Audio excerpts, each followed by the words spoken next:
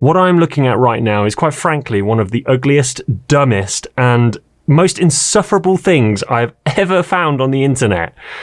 But enough about me, because we're here to talk about this, and as hard as it might be to believe, this thing is actually 10 times worse. Now, at first glance, you might be wondering, what the f*** is that? Well, in a nutshell, this is what happens when you try to combine the versatility of an interchangeable lens camera with the portability and handling of a smartphone. Sprinkle $65 million worth of investment on top, just for good measure, put it in the preheated oven for 4 to 5 years, and you'll end up with this, the Light L16 camera. Now, despite its vomit-inducing looks, this camera is able to churn out huge 52 megapixel raw images and offers an impressive zoom range of 28 to 150 millimeters, all crammed into this pocket-sized body. Sounds great, right? So why is it that most people have never even heard of it? Well, this camera first debuted all the way back in 2015, and it was set to be the world's most advanced mobile camera. The creators wanted to create a powerful pocket-sized camera that also offered a versatile zoom range, something that they hoped would be able to tear photographers away from their much loved but very bulky DSLRs. Now, they did this by not only developing this bizarre looking configuration on the front here, but also by using the power of computational photography, the same technology that makes your smartphone capable of taking great photos today. So, how does this camera actually work? Well, it's obviously very complicated, but in very basic terms, when you take a photo with this L16 camera, it captures multiple images all at the same time using 10 or more of these lenses on the front. Now, unlike your smartphone, which probably has 2 or 3 or maybe even more lenses on the back, each with a very specific function, you know, there's usually a wide angle, a medium, and a telephoto lens, this camera has 16 lenses in total, but they're not all entirely different. In fact, it only uses 3 different focal lengths here. 5 of these lenses in this configuration are set to 28mm, 5 to 70mm, and the remaining 6 are 150mm. And if you look closely, you can see that there are a bunch of these periscopic mirrors. Now, these are used to reflect the light through a bunch of horizontal lens barrels into individual optical sensors. The camera then uses all of this data to not only create a single high-resolution photo, but it can also use it to replicate the desired focal length that you've set. In a sentence,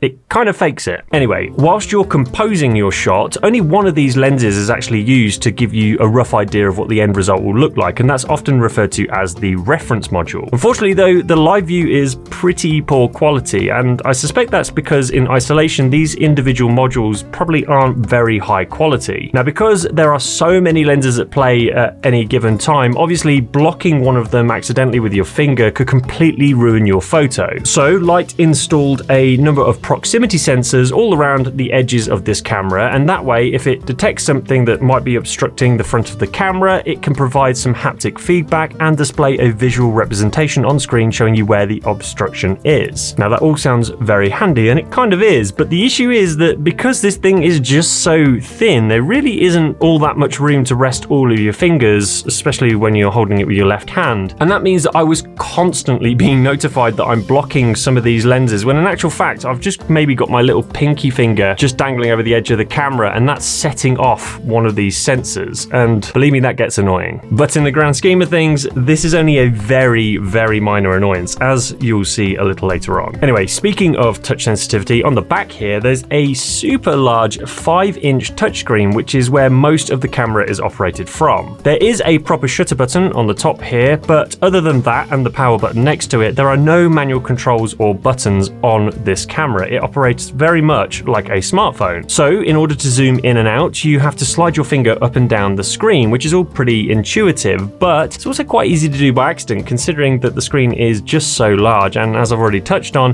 there's really not enough space to keep your fingers out of the way while shooting. So most of the time I found myself shooting one-handed like some kind of gangster in an early 2000s movie. Unlucky. Also, I should mention at this point that this is operated using a version of Android too, and that means that if you're connected to the Wi-Fi, you can even use it for things like web browsing, which obviously has its uses. But just like when you're using any other kind of web browser, you do need to be careful because your personal data may be vulnerable to hackers, malicious tracking, and data breaches. That is, unless you use today's sponsor, NordVPN. NordVPN protects your online activity by creating a secure, encrypted connection between your devices and the internet, making it much harder for hackers or your internet service provider to see your data. With just one click, you can hide your IP address and secure your personal information from prying eyes. Plus, with over 5,000 servers worldwide, it's easy to connect to any region, so you can access content from around the globe securely and privately. Simply head to nordvpn.com/Tom Calton using the link in the description below, and you can learn more and receive an exclusive discount along with a 30-day money-back guarantee, so you can try out NordVPN for yourself completely risk-free. Anyway, cybersecurity aside, two things that I find slightly odd about this camera design, apart from this complete mess, is that considering that it was aimed at pros and enthusiasts, this thing doesn't have a replaceable battery, so carrying a spare battery or two along with you on a long trip just isn't an option. And although the company stated that the built-in battery was good for up to 8 hours of shooting on a full charge, that performance will obviously get worse as the battery ages, and not being able to easily swap it out for a replacement when that does happen seems a little short-sighted to me. The second issue is that there's no means of inserting additional storage like an SD or even a micro SD card. You are completely stuck to using the 256 gigabytes of internal flash storage. Bullshit. And whilst that might seem like plenty of storage, this camera only shoots in RAW and the file sizes are absolutely massive. So you're only able to store a maximum of 1,300 photos until you're going to need to clear some space for some new ones. But in my case at least, making it to 1,300 photos is never going to happen, because after taking just 60 photos with this thing, I'm honestly completely done using it. I genuinely never ever want to shoot with it again. Why? Well, to put it mildly, reviewing and using this camera has been a total nightmare, and it's by far the worst experience I've had to endure for this channel. But in order for me to completely explain, we need to go back to the beginning. So I first bought a copy of this camera on eBay almost 2 months ago now, and being fresh off the boat here in Canada, I just assumed that buying stuff online from the US would be pretty quick because, it's literally across the border. That was my first mistake. It ended up taking almost an entire month for that first camera to arrive, and when it got here, there was a fairly big problem. You see, despite it being an unused copy, whenever I tried to boot up the camera, it would simply lock up and display this error. After multiple troubleshooting attempts and even installing the latest firmware update, it was clear this thing was just not functioning properly. So, I just wrote it off as bad luck and decided to try again by buying another copy from a different seller, this time a used copy, because I figured maybe it's been tried and tested and therefore fully functional. That was my second mistake. Fast forward yet another month of waiting and this copy arrives. Now thankfully this time the camera would actually allow me to boot up and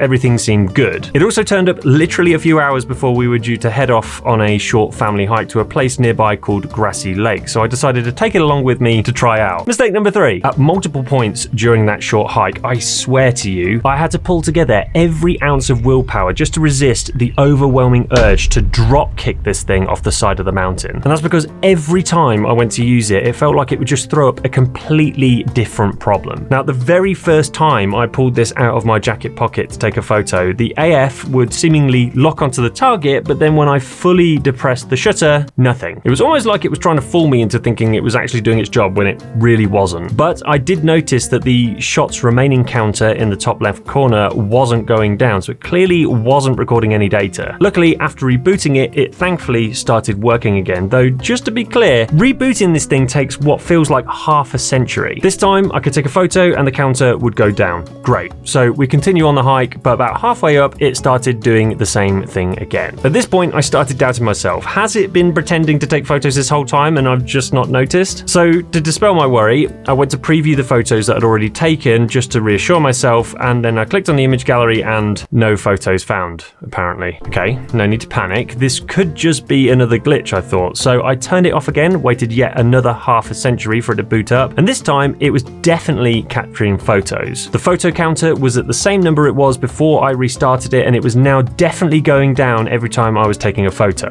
The only problem was it still wasn't letting me review anything. So I figured it was clearly recording some kind of data, but maybe there was some sort of technical glitch where it just wasn't able to recall the previews or something like that, and hopefully when I got home I could hook this up to a PC, get all the images, problem solved. Anyway, we carried on our walk, and if you haven't heard of Grassy Lakes before, it's basically a beautiful little spot near Canmore, which is just outside of Calgary, and there's a mixture of algae and minerals in the water that makes it look like something out of Lord of the Rings. It's honestly just beautiful. Needless to say, I was very excited to take some photos in this awesome place, so I knelt down next to the lake, framed up my shot, and then this. Yep, you really could not make this up at this point. Luckily, one more reboot fixed that issue, and it did start working for a little while longer until once again it started doing that thing where it pretended to take photos and it really wasn't. And by that point, I was officially done shooting with this camera. But you might be asking at this point, did I actually ever manage to get the photos off it? Well, the answer to that question is yes, and also no. You see, when I connected it to my computer, the raw images I captured were actually there in the right folder in the camera. But as soon as I opened them into Lumen, which is the software you need to use in order to open these types of raw files, the images just won't open. Now, believe me when I say I have done just about everything I can to try and get this camera to either work or recover those image files, but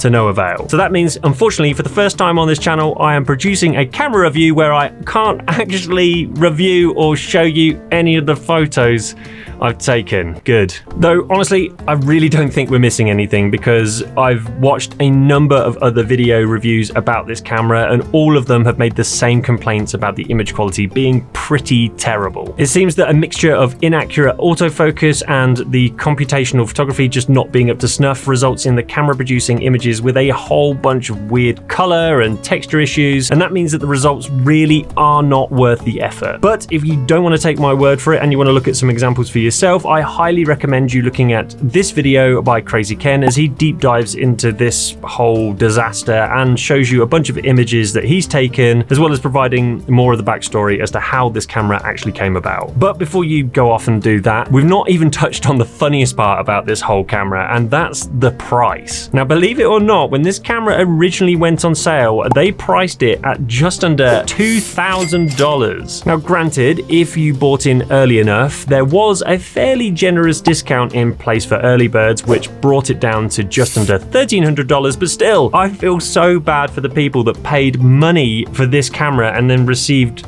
this. They were promised something that would not only be smaller, lighter, and more powerful than their DSLR, but also more convenient. And honestly, there is nothing more convenient about this. Now, thankfully, I didn't pay anywhere near that amount for this copy, and after shipping and taxes, I ended up paying around $190 US for it. And even so, I still feel pretty ripped off. But it gets even better, because you know how earlier I was complaining about how I had to wait a month for this thing to arrive? Well, around a year after this thing was first announced, the company faced some serious issues around one of the custom chips they had to design and make, which was required in order to make this all work. This in turn created some shipping delays, and so despite the company taking their first bunch of orders back in 2015, customers wouldn't actually receive this product until 2017. That's 2 years of waiting. And that's just the US customers. People in Europe had to wait until early 2018 before they'd actually get their hands on the camera they paid for almost 3 years ago. And when it arrived, they got this, a product that's clearly unfinished and has more bugs than the Victorian hooker's pubic wig. And yes, pubic wigs are a thing, trust me, don't Google it. As a result, 1 year later, in 2019, Light completely pulled the L16 from shelves, and they never made another camera, which makes it pretty clear to everyone that this was a complete failure. Ultimately though, as much as I've been giving this a pretty hard roasting, I have to respect the people that came up with the concept, because there's no denying that in principle, this is actually a pretty ingenious idea, and if it had actually worked, this could have caused some serious unrest in the photography world. But while the L16 may have promised to be a DSLR killer, ultimately it ended up burying itself underneath the weight of its unfulfilled potential.